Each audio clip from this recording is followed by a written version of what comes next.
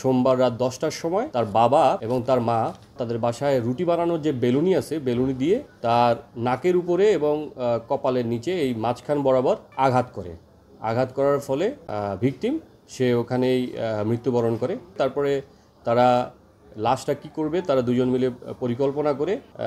লাশটাকে বস্তাবন্দি করে মাথায় করে বহন করে ড্রেনের মধ্যে লাশটা ফালাই দিয়ে আসে। আমরা গত 17 তারিখ মঙ্গলবার সকাল 11টায় শিয়ারচর পূর্ব শিয়ারচর লালখা এলাকায় আমরা একটি বস্তাবন্দি লাশ ট্রেন থেকে উদ্ধার করার পরে স্বাভাবিকভাবে আমরা তদন্ত করি। আমরা ইনিশিয়ালি এটাকে কোনো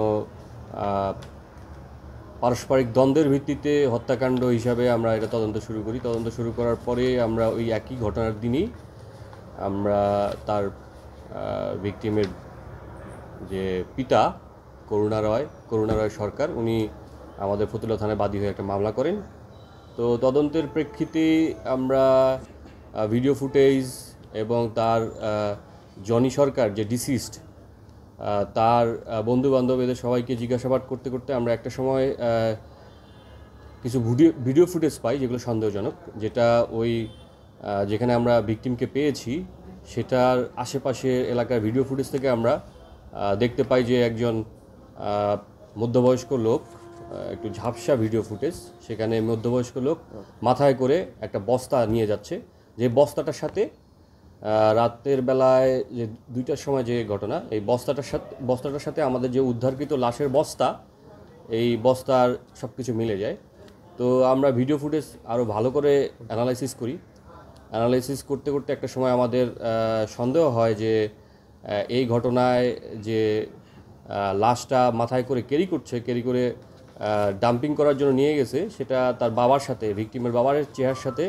আকার আকৃতি চলাফেরা এগুলোর সাথে মিলে যায়। তো পরবর্তীতে আমরা তার ভিকটিমের বাবা এবং মা দুজনকে আমরা নিয়ে এসে জিজ্ঞাসাবাদ করার একটা স্টেজে তারা ইমোশনাল হয়ে তাদের ঘটনাটা স্বীকার করে যে তার ছেলে জনি সরকার সে দীর্ঘদিন ধরে মাদকাসক্ত ছিল এবং বখাটে স্বভাবের ছিল, পাশাপাশি সে কোনো কাজ করতো না। তার এই বাবা যে হচ্ছে সিকিউরিটি গার্ডের কাজ করে উসমানী ক্রিকেট স্টেডিয়ামে, এবং মা হাউসওয়াইফ আনিতা সরকার, তাদের উপর রেগুলার সে নেশার টাকা পয়সার জন্য অত্যাচার করত, সেটা দীর্ঘদিন ধরে করে আসছিল, অত্যাচারে অতিষ্ঠ ছিল। তো সর্বশেষ আমাদের ঘটনা যে রাতে ঘটেছে 16 তারিখ সোমবার রাতে, সেদিনেও একই ঘটনা ঘটার পরে তার নেশা কেটে যাওয়ার পর সে যখন ঘুমন্ত অবস্থায় ছিল রাত 10টার সময়, সোমবার রাত 10টার সময় তার বাবা এবং তার মা দুজনেই উপস্থিত ছিল ওই সময় বাসায়। তার বাবা তাদের বাসায় রুটি বানানোর যে বেলুনি আছে বেলুনি দিয়ে তার নাকের উপরে এবং কপালের নিচে এই মাঝখান বরাবর আঘাত করার ফলে ভিকটিম সে ওখানেই মৃত্যুবরণ করার পরে 10টার সময় মৃত্যুবরণ করার পরে তারপরে তারা লাশটা কি করবে তারা দুজন মিলে পরিকল্পনা করে লাশটাকে বস্তাবন্দি করে মাথায় করে বহন করে ড্রেনের মধ্যে লাশটা ফালাই দিয়ে আসে। প্রথমে মামলাটা হয়েছিল যে ভিকটিমের বাবা নিজেই বাদী হয়ে মামলা করেছিল,